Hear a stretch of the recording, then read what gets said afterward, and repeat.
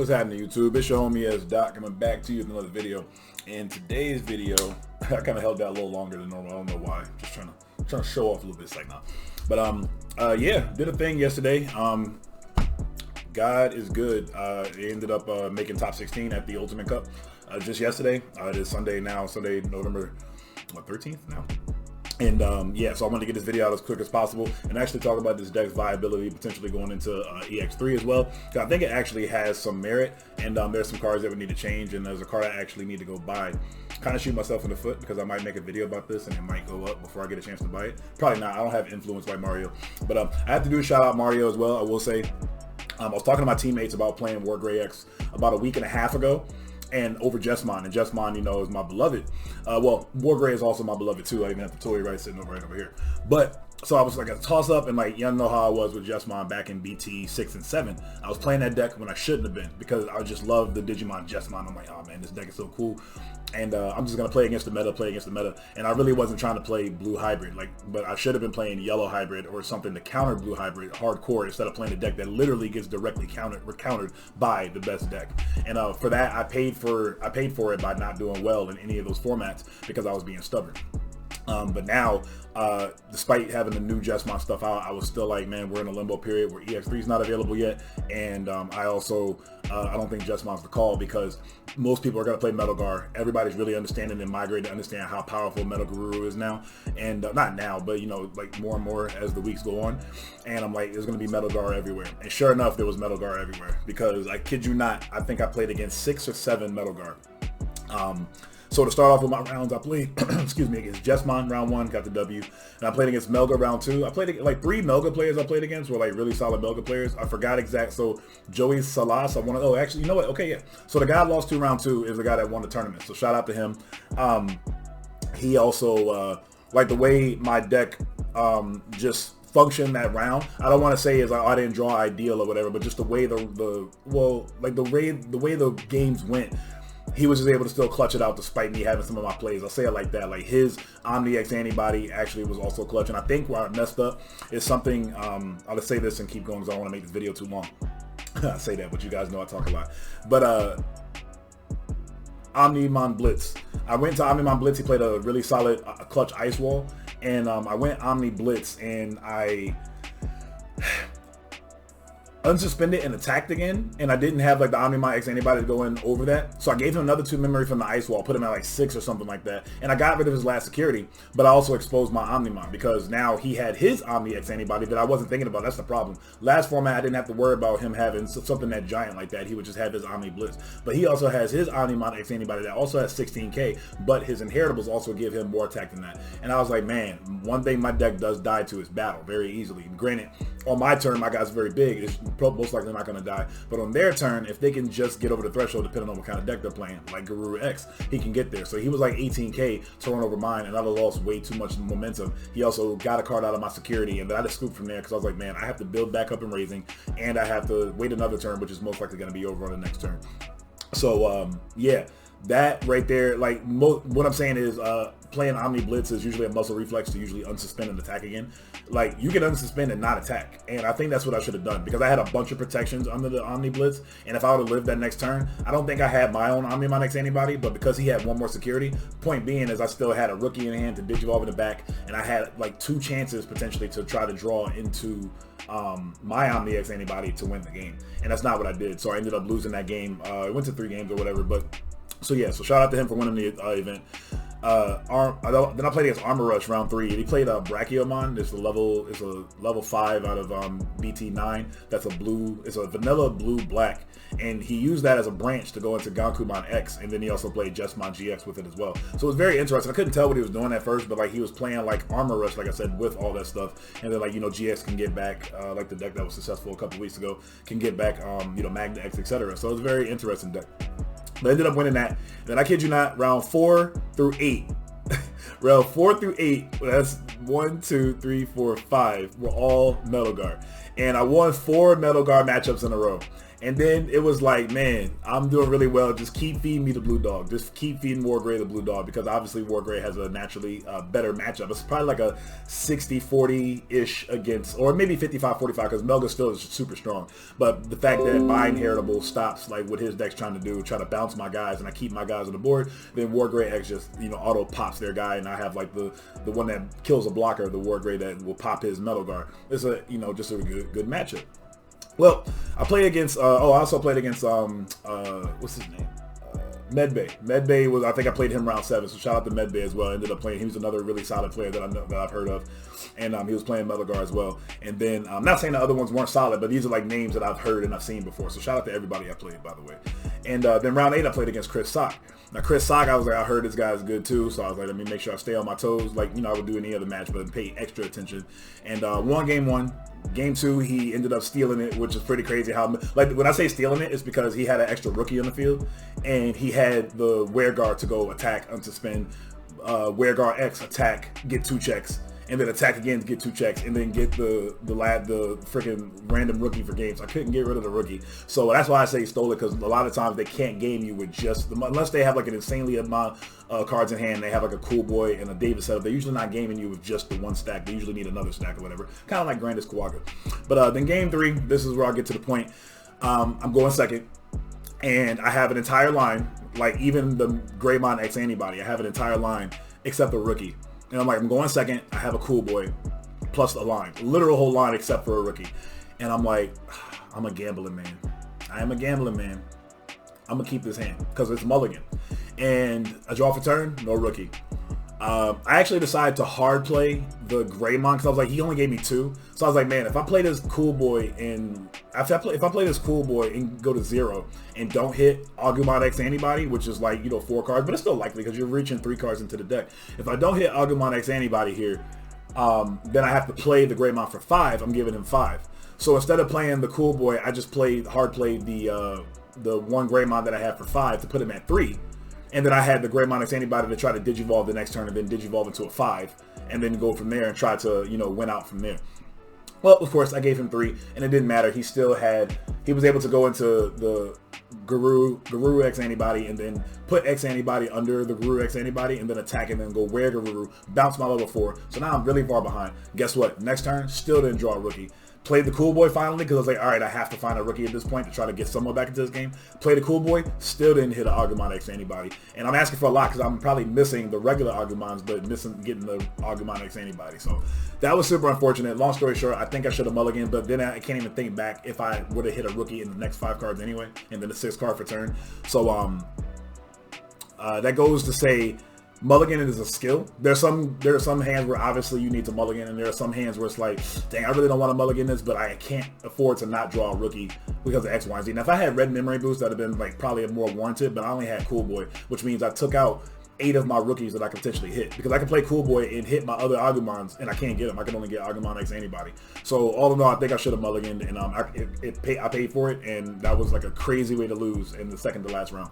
And then last round I played against Armor Rush. I think it was like more traditional Armor Rush. He did play like the Digizoid card, etc., and I ended up winning that. I ended up just working out. And yeah, so I ended up going 7-2 overall. But I will probably put a timestamp in the description because a lot of y'all probably do not care about everything that I'm talking about, and that's cool. So I'll put a timestamp in the description, and we're going to jump right into the deck profile now. But I just had to explain those 2 losses because they weren't just like just regular losses. Well, the one loss especially, the one to you know, to the guy that won, it is what it is. But especially that one in round 8, I was like, man, I was beating myself over that for a minute, but I was like, all right, let's just do the best we can to try to at least get a Pilgrimon and, you know, at least make top 16 or whatever. So anyway, we played 4 Koromon. Koromon, the extra 1,000 is very important. This also is given to an Agumon as well. So sometimes your Agumons are randomly 3K and they can get value and swing over your 2K or even crash if you need to, or whatever your opponent's rookies or whatever that have lived. So just these 4, you don't need the extra draw. You have enough draw in the deck, so it's not a big deal. And something I want to talk about when I get to these Agumons, I played 4 Agumon here. So the reason why I played the one where you're attacking a player is because this deck is literally all gas. There is no defense in this deck. It doesn't need defense. You would think it does. I'm not gonna lie, I did miss the original Omnimon X Anybody. This guy right here, I do miss it. I don't know why I put it right there. Well, I guess you guys can see it right there. But I miss not playing this one because this one like really helped against the Melga matchup. And honestly, now that I think about it, I think I should have still played 1-1. I should have played one of this and one of the other Omnimon because I knew it was going to be so much Melga. This card is a God card versus Melga. Because if you have a giant stack and you have at least like 2 protections, even 1 protection, because most of the time they can only try to bounce you 1 time with their the Melga X themselves. So, but let's say you have at least 2 protections, which is ideal, which isn't like foreign, and you have like 4 or 6 other cards or whatever under it, which means you have at least 2 to 3 negates.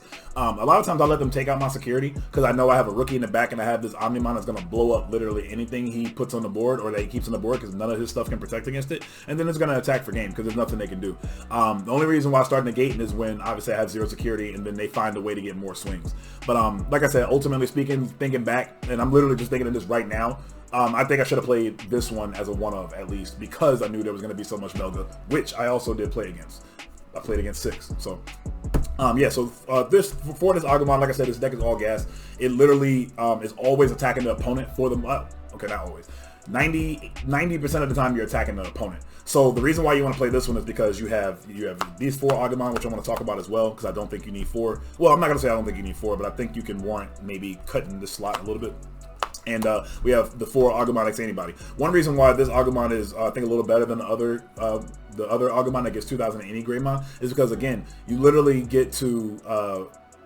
You're attacking the player most of the time. So sometimes you'll have this Agumon X Anybody, and if you Digivolve over this Agumon, and let's say you just happen to have this out in the field, or let's say you had a cool boy in this Agumon and raising, and you raise this and you Digivolve into Agumon, you know you have another rookie to cycle the next turn, and you know, you use cool boy, you get your effects, yada yada yada, very good value. Well, you can also attack with this, and what this is the equivalent of is when you have a stack like this, Koromon, Agumon, and this Agumon, this is 6k swinging at your opponent. Plus, or excuse me, 5k, 2k and 1k from the Koromon. So 5k actually will live a lot of the times because it's similar. It's literally just like a Sparrowmon in the Crossheart deck. It'll have 5k, and that's the one you want to Digivolve in the back most of the time, because unless you have an option you want to play, because it'll be black, so you got to be careful with your options or whatever, like Sunrise, etc. But anyway, 5k will live a lot of the times, and then now your opponent has to deal with it, because if it don't, then you get another free check with the next turn, and it gets you obviously closer to victory, makes your WarGreymon plays and stuff, you know, and Omnimon, etc. easier later in the game.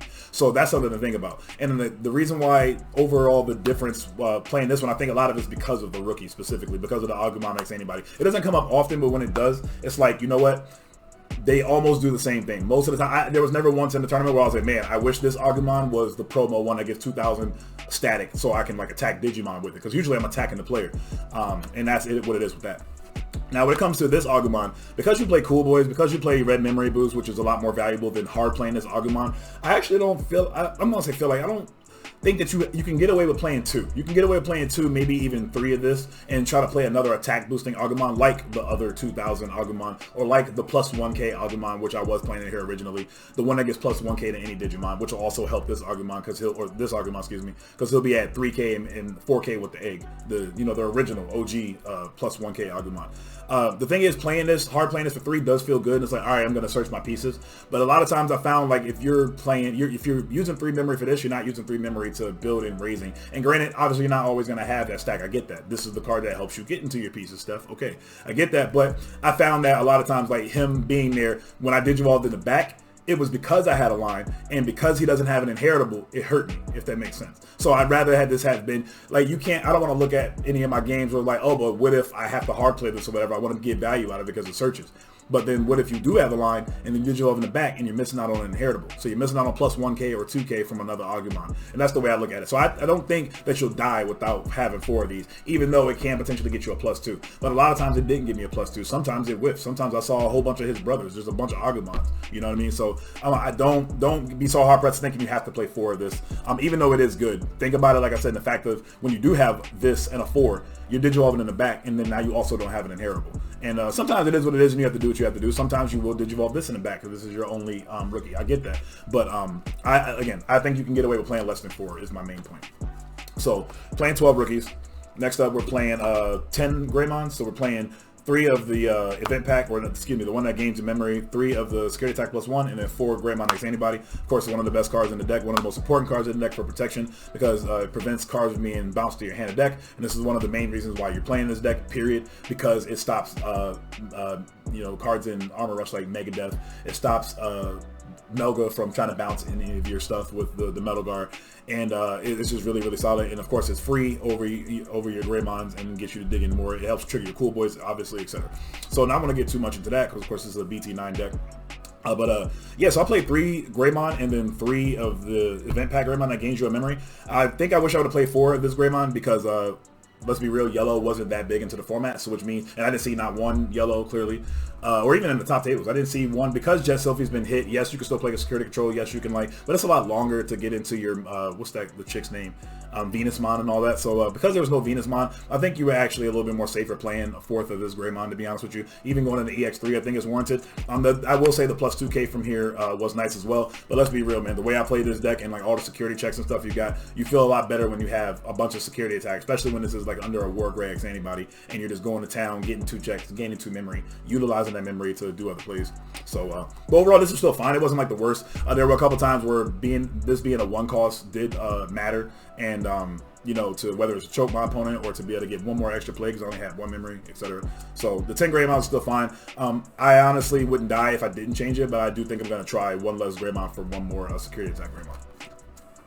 Then next up, we played, for our 5s, we played 2 Metal Grey Alterous Mode, we played 3 Metal Greymon that's Piercing from EX1, and then 3 Metal Greymon X Antibody. I played 3 of this one because it felt cloggy playing 4. Every time I saw 4, it was like my 5, but it was my 5, and it made me have to have X Antibody if I wanted to get both effects. If I had just a simple Greymon, Metal Greymon, then when I Digivolve, I'll get both effects and I don't need to have X Antibody. This felt cloggy, and I didn't like that it wasn't a gateway into being able to play on something else on top of it. So that's why I played more of regular Metal Greymons. Well, Alterous Mode's not a regular Greymon, but he is because his tech says so.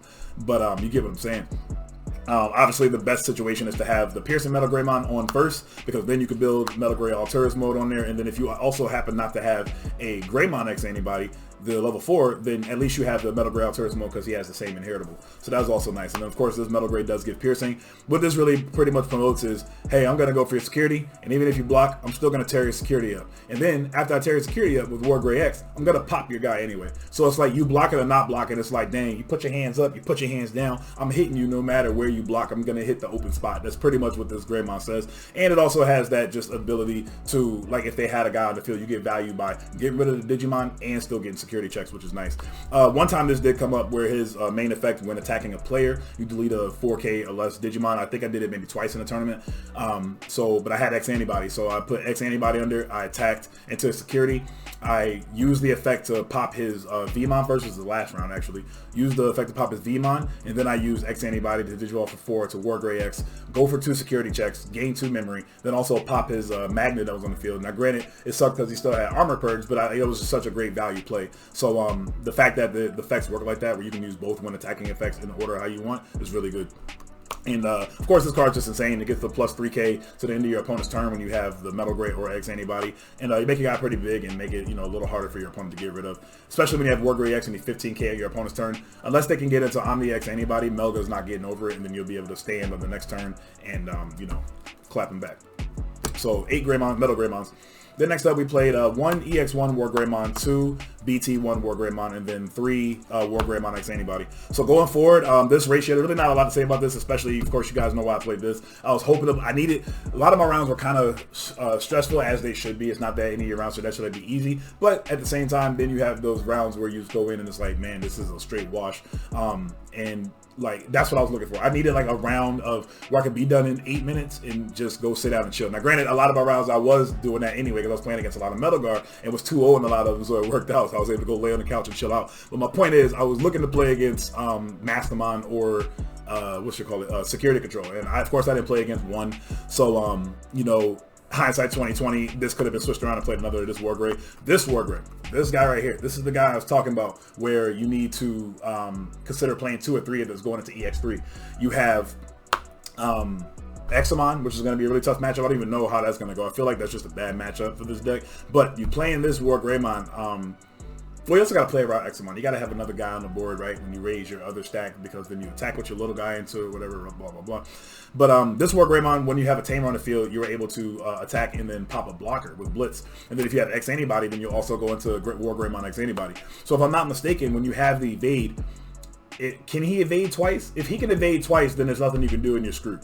But if he can't evade twice, then when you go WarGreymon, you go to try to pop it, X amount of evade. Then you go X Anybody into WarGreymon X, go for the checks, and then he has to evade again. Now, once he does that, at that point, then you're SOL, because then he's suspended, and then X amount is going to run over it next turn, and I don't think there's anything you can do. So, if, like I said, in my head, if evade stack, I think you have an inheritable that gives you evade, and then he has evade, right? I forgot. I have to look at the cards again, because I plan on playing the deck, but I really still don't understand how the deck works. Like, I need to actually, hold the cards, and it seems a little, I won't say complex, but it's different. But anyway.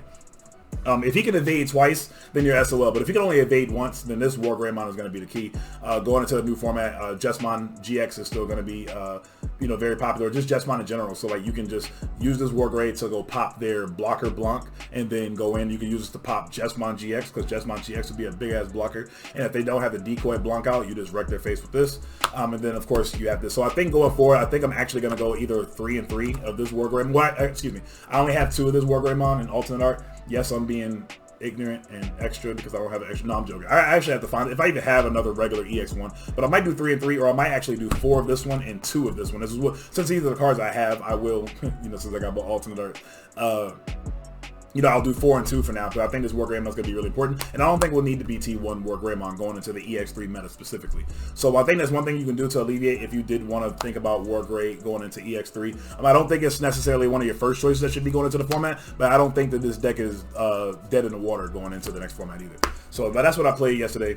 Then last but not least, I played 4 Omnimon, 2 Omnimon Blitz, and 2 Omnimon X Anybody. This play is the play that will clutch so many victories with X Anybody. If you have the X Anybody card, you go to attack with WarGrey X, you gain a whole bunch of memory back, you pop a body, then you go into Omnimon X Anybody over this, you unsuspend, you like this, you unsuspend, you attack again, you trigger X Anybody again. This normally costs 7, but it only costs 5 if you have X Anybody. So it costs 2 less if you have the X Anybody option under it. And then it only costs 3 to Digivolve over Omnimon. So if it costs 3 to Digivolve over Omnimon minus the 2 for X Anybody, it only costs 1. So you unsuspend on Omnimon, you attack again, use X Anybody, Digivolve for 1.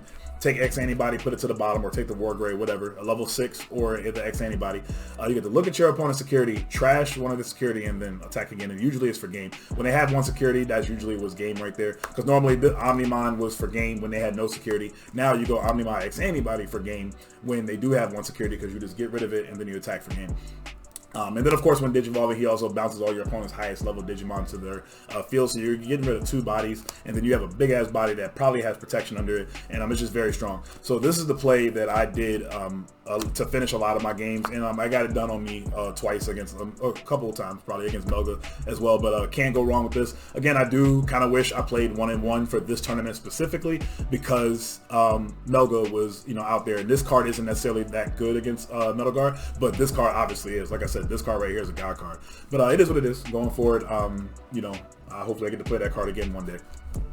And then last but not least, for our tamers, we played 3 Cool Boy, 3 Tai, 2 X Anybody, where is it? 2 X Anybody, and then 2 Red Memory Boost. So I was toggling. I really honestly want to try 2 Tai and 3 X Anybody with the 3 Cool Boy and the 2 Red Memory Boost. These cards I feel like are interchangeable. You have to play at least 2 minimum, because this allowing you to get extra security attacks while you're doing all your things. This is what makes WarGrey X so powerful. Because, well, one of the reasons why it helps the deck so much, because that's an extra security check to gain an extra memory to be able to do more plays. Hopefully maybe keep your turn or whatever the case is. So of course, Cool Boy is obviously broken. There was a couple times where I did get the plus 2 to get the X Anybody option as well. And there was a lot of times where these cards were like stuck in my hand. No, I'm not stacking. No, I don't do anything like that, because I have a problem with drawing. I have problems in Jesmon always drawing a bunch of level 4s, and why do I want to stack a bunch of level 4s? But there was a couple times where I needed it, couldn't see one. When I did see it, I saw both. And part of me was a little annoyed, and it's I've had people tell me, well, it's something that you notice, so of course you're gonna feel like that, yada yada yada. But I'm like, but why?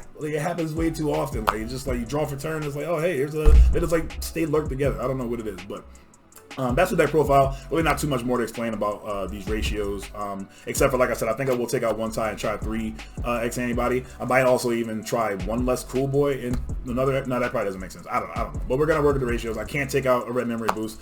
Literally, most of the cards in your deck, besides the 4 Omnimon, are red. So you're definitely gonna want to have these for consistency. But overall, I love how the deck performed. This is gonna sound crazy. For the first time in my, well, I want to say for the first time. For the first time in a long time, I've made a meta call based off what I thought the format was going to be. And I will say, I don't know if I said this in the beginning of the video, but a week and a half ago, I was already planning on playing this deck. I was like, man, there's probably going to be a bunch of Melga. Setcon, if they play it good, I'm just auto win that deck, auto win against that deck. And then seeing Mario's video a couple days prior, just like kind of just tapped the final nail in the coffin. So all the other nails were already there, but Mario's video was like, oh, well, you know what? Yeah, I definitely can. Just hearing him talking about this stuff, I was like, yeah, I think I really should play, play this deck, because like if I did this same tournament and I played Justmon, I played against all those Melga, I would have built it to have like an extra Ganku X to help protect from bouncing and stuff like that. But like, let's be real, Justmon's gonna have a tougher time versus a bunch of Melga versus WarGreymon, who just naturally has a better matchup just simply because of the inheritable. So you can't knock that, can't knock the hustle. And I love both decks, but I had to be smarter this time and get out of my feelings about Justmon. And as much as I love that deck, I also love WarGreymon, and it was the pick for yesterday. So going into EX3, I explained some things about what the deck is going to look like potentially. And if you guys like to see an EX3 deck profile or see some games with this deck, EX3 ready, let me know down in the comments, or like this video, so let me know, so it's engaging and it lets me know what I'm doing is correct and that you guys like the content. And I'm gonna get up out of here because this video is already too long, and I said I didn't want to make this video too long, and that's a lie because I like to talk. But when I get to talking, I don't stop. But I'm gonna stop now, and y'all know what it is. Y'all have a great day and or night whenever you're catching this video. This is your homie. Get the muscles in there. That's Dot. Heading out. I'm about to head to the gym actually now. Got my pre-workout protein, oatmeal. I'll catch y'all later. Peace.